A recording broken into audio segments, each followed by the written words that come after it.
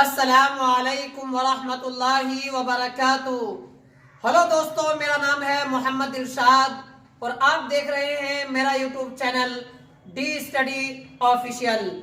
आज की इस वीडियो में आप लोगों को मरसिया के बारे में बताऊंगा और गालिब साहब के बारे में बताऊंगा और उनकी जो नज्म है मरसिया वाली नज्म जो आरिफ की मौत पर उन्होंने लिखा है उसके बारे में भी डिस्कस करूंगा। तो आज की ये वीडियो आपके लिए बहुत इंपॉर्टेंट होने वाला है। बहुत सारे सवाल आ सकते हैं, लास्ट में सवाल भी हल कराया जाएगा आपका, लेकिन आपको एंड तक बने रहना है, तब जाकर के आपको अच्छी तरह ये चीज समझ में आएगी।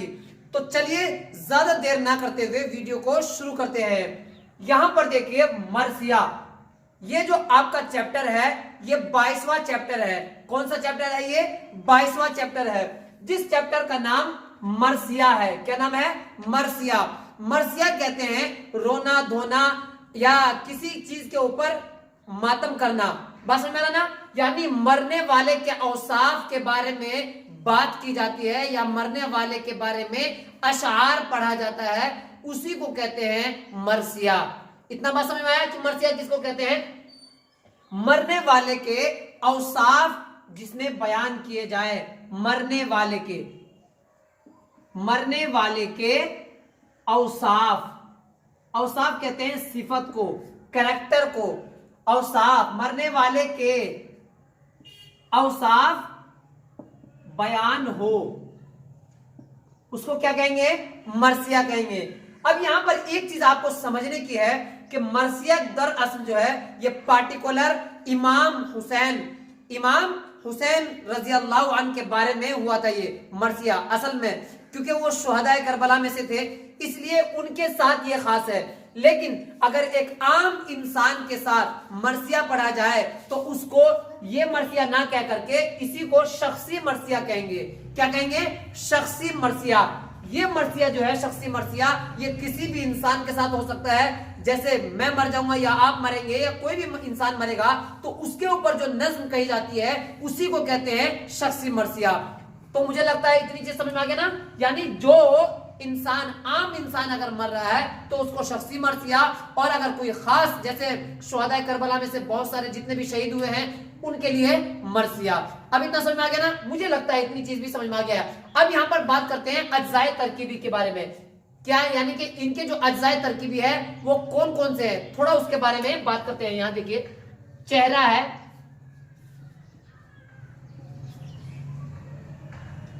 रुखसत है, समझ में आ रहा है ना? चेहरा, रुखसत, आमद, तो ये सब चीज जो है इसमें क्या आता है? सरापा, रिज्ज, बहुत सारी चीज आती है। सरापा, रिज्ज, जंग, शहादत, समझ में आ रहा ना? यानी और भी बहुत सारी चीजें हैं, लेकिन मुझे लगता है इतना ही अगर आप ध्यान रखेंगे तो बहुत आपके लिए आसान हो जाएगा। अब यहां पर उनका जो असल नाम है, किनका नाम? उनका पूरा नाम असदुल्ला खान गालिब है। किनका नाम? यानी गालिब साहब का नाम क्या है? असदुल्ला नाम है। ठीक है, इतना याद रहेगा। अब यहां पर इनके लकब के बारे में आते हैं कि इनका लकब क्या था। तो इनका लकब यानी गालिब साहब का लकब मिर्जा नौशा था। मिर्जा नौशा था। इनका नाम असदुल्ला खान गालिब था। अब यहां पर इनका जो खिताब है तो नजमुद्दौला दबीरुल मुल्क जंग, नजमुद्दौला, ठीक है, इससे लिख करके बताता हूं आपको। दबीरुल मुल्क, ठीक है। यानी इनका नाम वैसे थोड़ा सा लंबा है, आपको इतना याद रखना है। नजमुद्दौला दबीरुल मुल्क जंग शाही।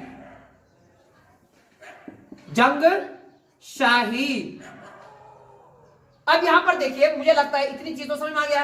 अब इनके पैदाइश के बारे में, खिताब जो है, खिताब इनका नजमुद्दौला समझ में आ गया। अब इनकी पैदाइश 1797 में हुई है। कहां हुई है इनकी पैदाइश? 1797 में हुई है। बात समझ में आ गया ना? अब यहां पर बात करते हैं उनके वालिद के बारे में कि उनके वालिद कौन थे। तो उनके वालिद का नाम है अब्दुल्ला बैग। क्या नाम है उनके वालिद का? अब्दुल्ला बैग। पूछा जा सकता है एग्जाम में, इसलिए मैंने आपके बारे में इसको लिख दिया है। अब इनके वालिद का जो इंतकाल हुआ था 1802 में जंग हुआ था इनके वालिद साहब का। किनके वालिद साहब का? यानी गालिब के वालिद साहब का। जब गालिब जो है बहुत छोटे थे, यानी 5-7 साल के रहे होंगे, ज्यादा उम्र नहीं थी उस वक्त। अब इनकी वफात जो हुई है, यानी गालिब साहब की वफात 1869 में हुई है। ठीक है, 1869 में हुई है। कब इनकी वफात हुई है? 1869 में हुई है। अब यहां पर ये बात करते हैं कि डॉक्टर एजाज, ये एक कलमकार है, ये भी लिखते हैं, ये भी मुसन्निफ है, तो ये इनके बारे में लिखते हैं कि बड़े अच्छे अच्छे मजमून जो है निहायत इख्तिसार के साथ एक ही शहर में नज्म कर देते हैं। यानी बड़ी बड़ी बात जो है वो एक ही नज्म में पूरा का पूरा पिरो देते हैं। कौन? गालिब साहब। इनके नज्म के अंदर ख्याल की पाकीज़गी रहती है, उसलूब की चाशनी रहती है, इसी तरह जबान की शीरीनी रहती है, और खास वस्फ इनके अंदर ये बात रहती है। क्या क्या रहती है आपको याद रखना है? क्या? ख्याल की पाकीज़गी, उसलूब की नुदरत, यानी उसलूब ऐसा रहता है इनका कि गोया बिल्कुल अजीब हो, अनोखा हो और सुना हुआ ना हो, बिल्कुल यूनिक रहता है इनका अशार। हर जितने भी अशार देखिए इनके सारे के सारे यूनिक रहते हैं, और मर्सिया भी इनके अच्छे ही होते हैं। ठीक है, जबान में शीरनी रहती है, यानी मिठास जबान के अंदर रहती है। तो आई होप, मुझे लगता है इतनी चीज आपको समझ में आई होगी। जबान की यहां पर लिख दीजिए,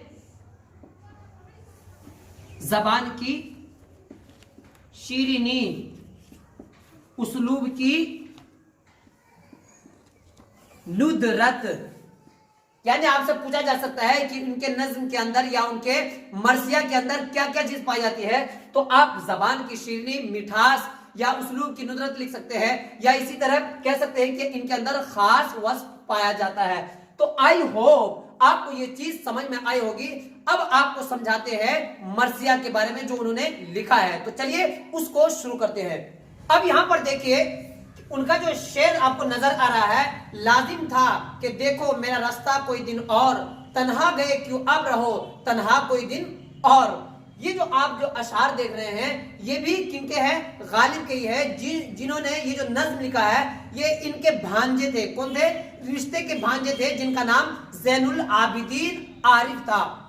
ये जो अशार देख रहे हैं या नज्म जो देख रहे हैं पूरा का पूरा, यहां से लेकर के यहां तक जो देख रहे हैं, मिट जाएगा सरगर तेरा पत्थर न घुसेगा, इसी तरह जो भी है आप जो देख रहे हैं यहां तक, इस सब नज्म में इन्होंने किसके लिए लिखा है? आरिफ की मौत पर लिखा है। किसकी मौत पर लिखा है?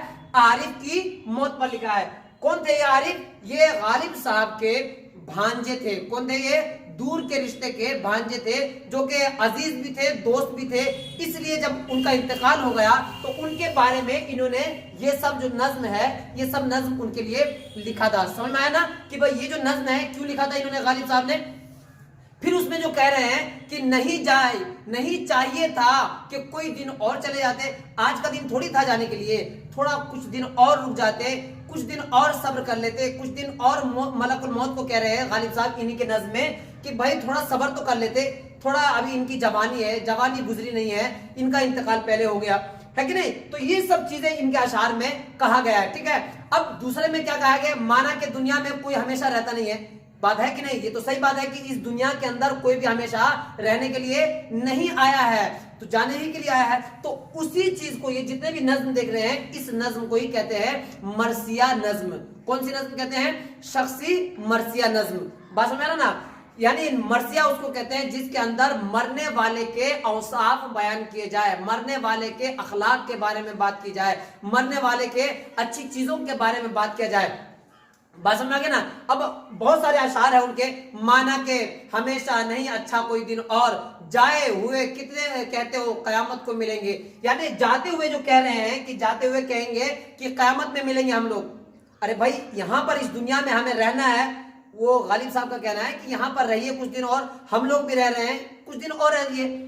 और लेकिन अल्लाह तबारक व तआला का ये फैसला ही है कि यहाँ से जाना ही जाना है सबको, किसी को भी यहाँ पर रुकना नहीं है। तो इस पूरे के पूरे नज्म मैं चाहे आपको पढ़ दूं, चाहे यहाँ पर देख लीजिए पूरा का पूरा स्क्रीन पर आप, ये सारे की सारी नज्में उन्हीं की है। ठीक है, लिखूंगा तो आपका वक्त जाया हो जाएगा। आपके सामने किताब खुली हुई है तो किताब में आप देख भी सकते हैं। तो समझ में आ गया ना कि क्या क्या लिखा गया। अब कयामत में मिलने का वादा भी करके चले गए, कौन? आरिफ साहब। इसी तरह आसमान से मुखातब होकर के कह रहे हैं कि क्या जल्दी थी, मलकुल मौत यानी कि फरिश्तों को भी गालिब साहब कह रहे हैं इसी अशार में कि क्या जरूरत थी जाने की, अभी मत जाइए, अभी उनकी रूह नहीं निकालते, अच्छा रहता है, रूह नहीं निकालते। और फिर बहुत सारे लोग कहते हैं कि गालिब ये क्यों नहीं मर गया, तो गालिब भी अपने बारे में कहते हैं कि भाई मेरा जब दिन मुतय्यन रहेगा तो मैं भी उस दिन चला जाऊंगा। तो बात समझ रहा ना। तो कुल मिला करके इन अशार में उन्होंने यही कहा है, अपने आरिफ दोस्त की मौत पर उन्होंने अशार पढ़े हैं, उनके बारे में अशार पढ़ा है। तो मुझे लगता है इतनी सारी चीज समझ में आपको आ गया होगा, ये अशार भी समझ में आ गया होगा और ये अशार भी समझ में आया होगा। ठीक है ना। अब जो है आपका क्या हल करते हैं, सवाल और जवाब हल करते हैं। अब यहाँ पर पहला सवाल हल करते हैं कि गालिब का पूरा नाम क्या है। तो मैंने आपको बताया असदुल्ला खां गालिब, असदुल्ला खां गालिब। ठीक है, पूरा नाम इनका ये है। गालिब शायरी में पहले पहल क्या तखल्लुस करते थे। तखल्लुस का मतलब होता है जो शायर अपना नाम कोई रखता है उसको कहते हैं तखल्लुस। ठीक है, तो उनका जो तखल्लुस है असद है। ठीक है, असद। गालिब किस सन में पैदा हुए, तो मैंने आपको बताया था 1797 में। कब पैदा हुए थे? 1797 में। इतना समझ में आ गया ना। चलिए, गालिब नंबर 5, गालिब का इंतकाल किस सन में हुआ, तो ये भी मैंने बताया था 1869 में हुआ है। कितने में? 1869 में। बात समझ में आ गया। चलिए आगे चलते हैं। सवाल नंबर 1, गालिब की यानी गजल की हैत में गालिब की इस नज्म को क्या कहेंगे, तो जाहिर सी बात है इस नज्म को मरसिया नज्म कहेंगे। इस नज्म को क्या कहेंगे? मरसिया नज्म कहेंगे। सवाल नंबर 2, गालिब की परवरिश किसके जेर साया हुई, तो इनके जो चचा थे जिनका नाम नसरुल्लाह साहब था, नसरुल्लाह बेग, उनके जेर तहत इनकी परवरिश हुई है, यानी उनके चचा ने उनकी परवरिश की है। आप यहाँ पर देख भी सकते हैं कि सवाल नंबर 2 उनके चचा ने उनकी परवरिश की है। सवाल नंबर 3, गालिब का पूरा नाम लिखिए। मिर्जा असदुल्ला खां गालिब। गालिब का पूरा नाम मिर्जा असदुल्ला खां गालिब। अब यहाँ पर देखिए, गालिब के वालिद का नाम बताइए, तो उनके वालिद का नाम अब्दुल्ला बेग खां था। उनके वालिद का नाम अब्दुल्ला बेग खां था। सवाल नंबर 1, सिर्फ मरसिया के मुख्तसर तारीफ कीजिए। मरसिया के माने जो मैंने आपको बताया भी था कि मरसिया के लुग़वी माना होता है, यानी डिक्शनरी के हिसाब से रोने के माने होता है। इसी तरह रोना धोना, आओ बुका करना, इसके माने आते हैं मरसिया के। मतलब ये है कि मरने वाले की मौत पर जो अच्छी बात हम कहते हैं उसी को मरसिया कहा जाता है। और अगर आपको समझ में आ गया तो अच्छी बात है, नहीं समझ में आया है तो इस लाइन को आप अपनी कॉपी पर नोट कर सकते हैं। सवाल नंबर 2, शख्सी मरसिया किसे कहते हैं, तो शख्सी मरसिया मैंने आपको समझाया भी था, फिर भी अगर समझ में नहीं आया तो इसको आप नोट कर लीजिए। ठीक है। सवाल नंबर 3, गालिब के बचपन पर 5 जुमले लिखिए। गालिब का पूरा नाम असदुल्ला खां गालिब था। गालिब की उम्र 5 साल की थी कि उनके वालिद का इंतकाल हो गया। मैंने बताया भी था कि 1802 में एक जंग में उनका इंतकाल हो गया। 5 सेंटेंस आपको लिखना है। 5 सेंटेंस इस तरह और इस तरह आप लिख सकते हैं। 5 सेंटेंस हो गए हैं, आप अपनी कॉपी पर भी लिख सकते हैं या 2-3 बार इसको पढ़ेंगे आपको खुद याद हो जाएगा। सवाल नंबर 1, सिर्फ मरसिया से अपनी तफसीली वाकफियत का इजहार कीजिए। सिर्फ मरसिया, जिस तरह नज्म एक सिन्फ है, इसी तरह गजल एक सिन्फ है, इसी तरह मरसिया भी एक सिन्फ है। ठीक है, एक माना गया है, एक सिन्फ है। तो उसके बारे में अगर आपको लिखना क्या है उसके बारे में मैंने आपको बता ही दिया है। ठीक है, सिन्फ का तारुफ यानी कि ये जो कहना चाह रहे हैं कि सिर्फ मरसिया से अपनी तफसीली वाकफियत का इजहार कीजिए, यानी मरसिया के बारे में क्या जानते हैं आप, उसके बारे में आपको लिखना है। मैंने बताया इतना देर से तो मैं इसी चीज के बारे में बोल रहा हूं, तो उसी चीज को लिखना है आपको। सवाल नंबर 2, गालिब के हालात पर रोशनी डालिए। गालिब के हालात पर उनका नाम लिखिए, उनके पिताजी का नाम लिखिए और उनके माँ का नाम लिखिए। उसके बाद उनकी तालीम लिखिए, उसके बाद उनके अशार, मरसिया वाले अशार लिखिए। बहुत सारी चीज आप लिख सकते हैं। हाँ, सवाल नंबर 3, गालिब की शायरी पर 10 जुमले लिखिए। तो गालिब के शायरी पर आप 10 जुमले इस तरह लिख सकते हैं। ठीक है, ये 10 जुमले हैं, ये काफी आपको लिखने के लिए। सवाल नंबर 4, अब यहां पर देखिए वाहिद से जमा बनाइए। क्या कह रहे हैं? वाहिद से जमा बनाइए। वाहिद कहते हैं सिंगल सिंगुलर को और जमा कहते हैं प्लूरल को। तो वाहिद यानी ये सिंगल को जमा बनाना है यानी प्लूरल बनाना है। कैसे बनाना है? ऐसे आप बना सकते हैं, समझ में आ रहा ना? ऐसे आप पूरा का पूरा देख लीजिए और आराम से देख करके उसको अपनी कॉपी पर उतार लीजिए, तब जाकर के आपको फायदा मिलेगा। दिन है तो दिनों आ जाएगा, शहीद है तो शुहदा आ जाएगा, फलक है तो अफलाक आ जाएगा, रात है तो रातें आ जाएगा, बारिश है तो बारिशें आ जाएगा, है कि नहीं? इस तरह आप इसकी देख सकते हैं, स्क्रीनशॉट भी देख लीजिए और आपको जो मैंने लिख करके बता दिया इसको भी आप आसानी के साथ देख सकते हैं।